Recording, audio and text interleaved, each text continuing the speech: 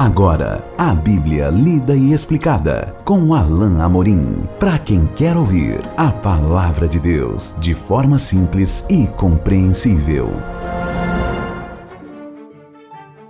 Olá, meu querido ouvinte, minha querida ouvinte. Estamos de volta com mais um programa A Bíblia Lida e Explicada. Eu sou o pastor Alain Amorim e nós vamos hoje começar o nosso estudo do capítulo 12 do Evangelho de Mateus.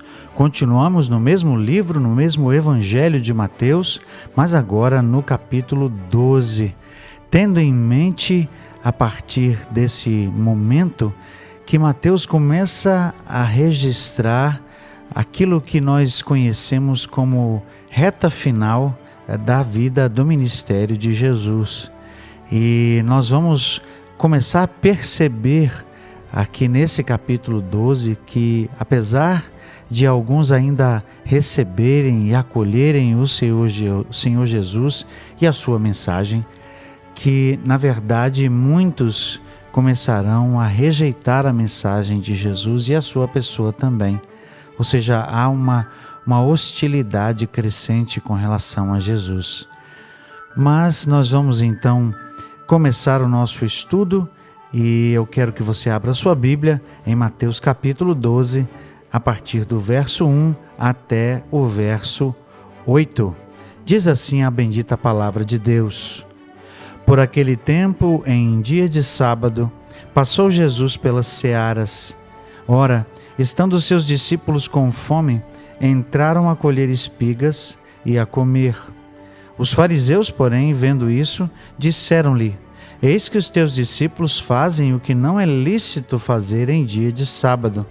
Mas Jesus lhes disse: Não lestes o que fez Davi quando ele e seus companheiros tiveram fome?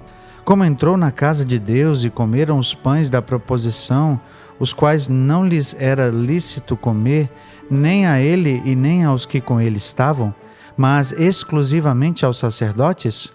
Ou não lestes na lei que, aos sábados, os sacerdotes no templo violam o sábado e ficam sem culpa? Pois eu vos digo, aqui está quem é maior do que o templo. Mas, se vós soubesseis o que significa misericórdia quero e não holocaustos, não teríeis condenado inocentes, porque o Filho do Homem é Senhor do sábado.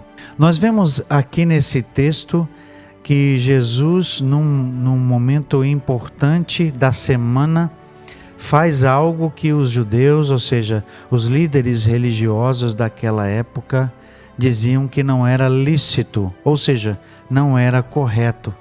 Havia uma série de regras e imposições feitas aos judeus, de modo geral, pelos líderes no dia do sábado.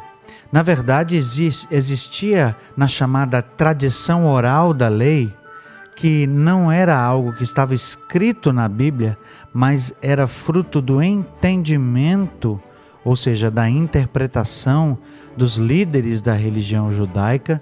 Era o entendimento deles acerca do que poderia ser ou não poderia ser feito no sábado. E existia então uma lista de 39 proibições sobre o sábado, do que não poderia ser feito no sábado, com relação ao trabalho, com relação àquilo que era lícito ou não no dia de sábado. É justamente esse o cerne da discussão aqui com Jesus. Mas nós veremos que Jesus se apresenta como alguém que é superior e Ele mesmo é Senhor do sábado. Mas nós lemos então no texto que era dia de sábado e Jesus estava com seus discípulos passando por um campo.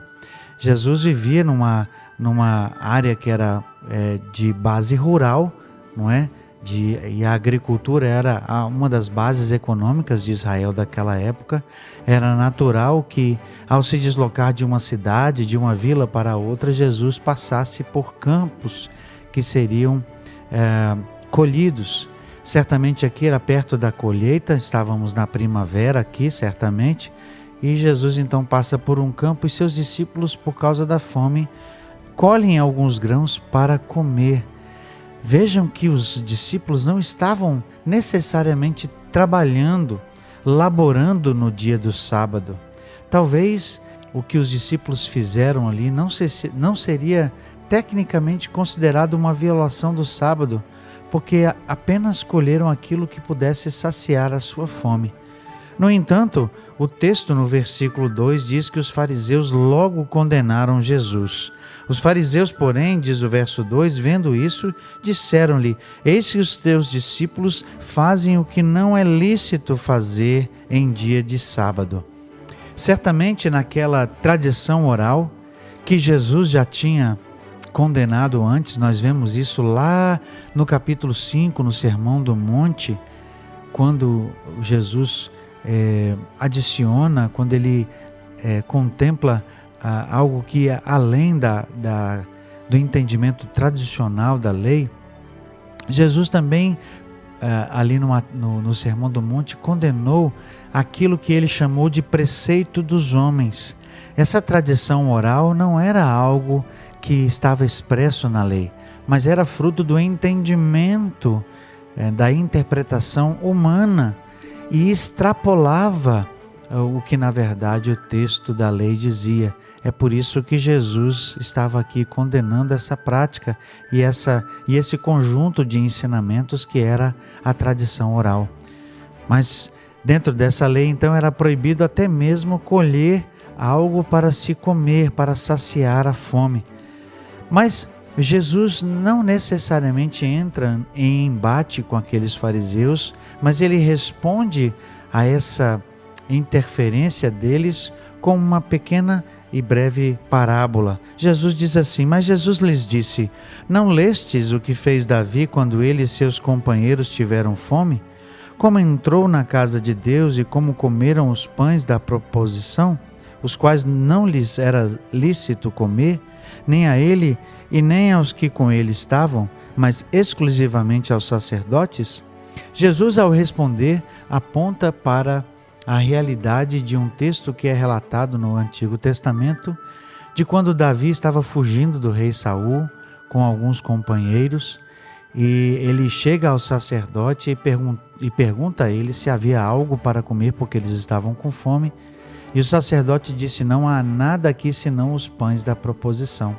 E a lei, na verdade, dizia que somente os sacerdotes poderiam comer esse pão, não é? Mas aquele momento era um momento especial, era uma exceção.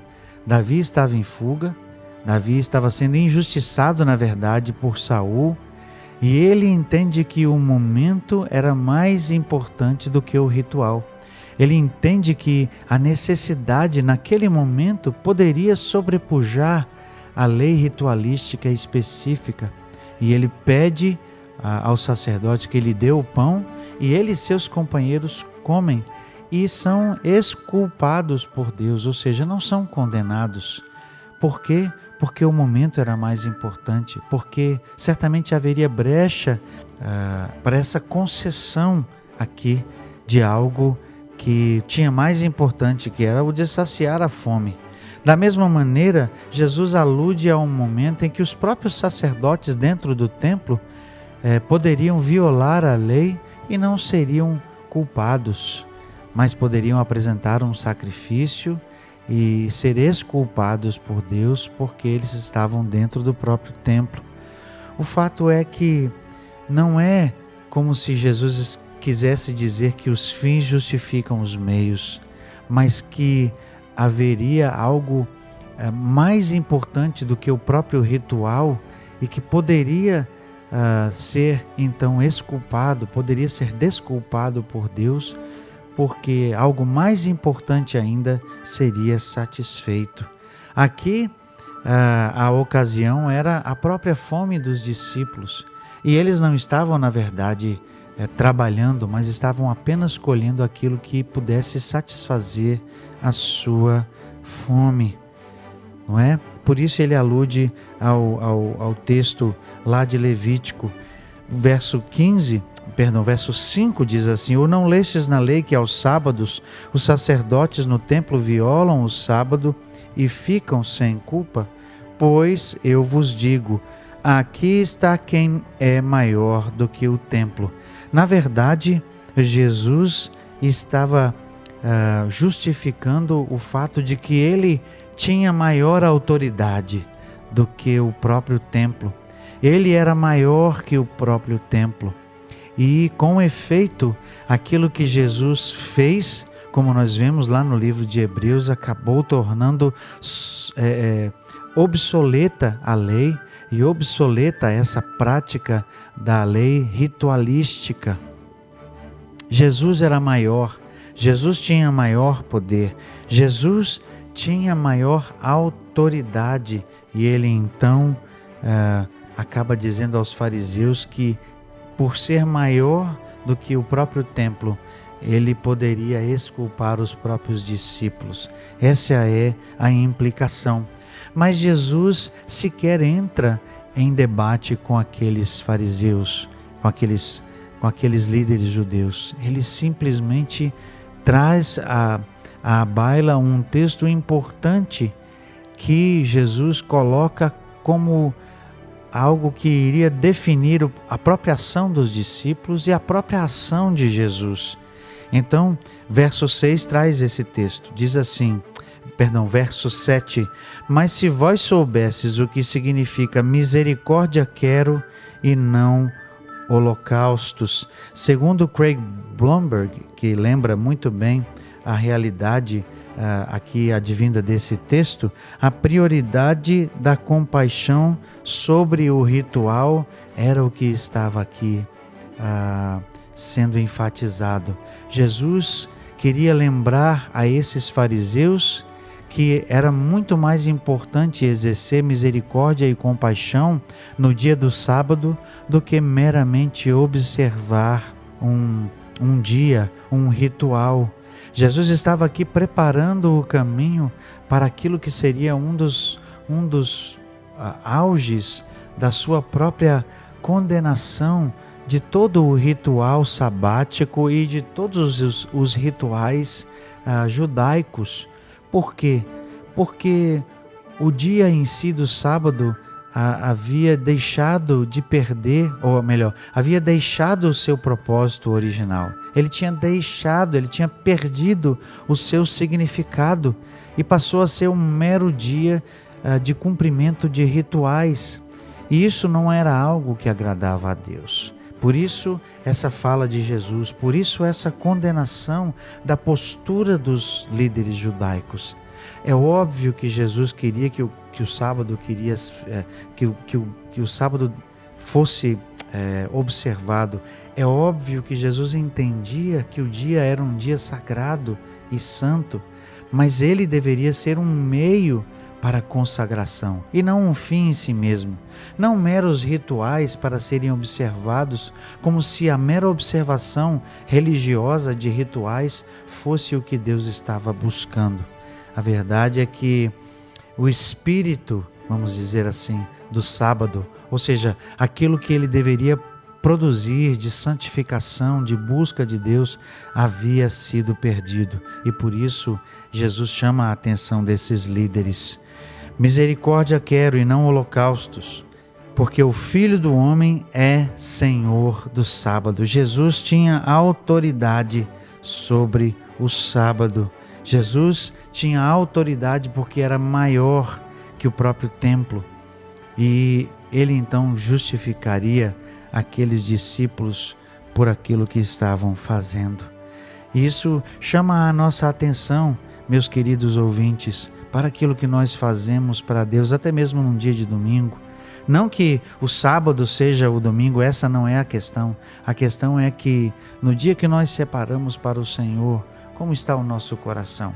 Como são as coisas que nós fazemos? Como é a nossa ida à igreja? Como é a nossa postura de adoração no dia de domingo? Estamos santificando o mesmo dia? Ou ele se tornou e se torna um mero ritual para nós? Isso é algo que certamente podemos questionar até hoje ao pensarmos naquilo que fazemos para o Senhor, até mesmo no dia de domingo.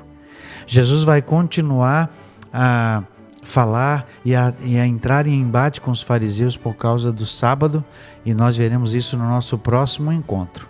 Até lá, que Deus abençoe sua vida. Acesse agora nossa plataforma e baixe os podcasts www.rede316.com.br. A Bíblia lida e explicada com Alain Amorim.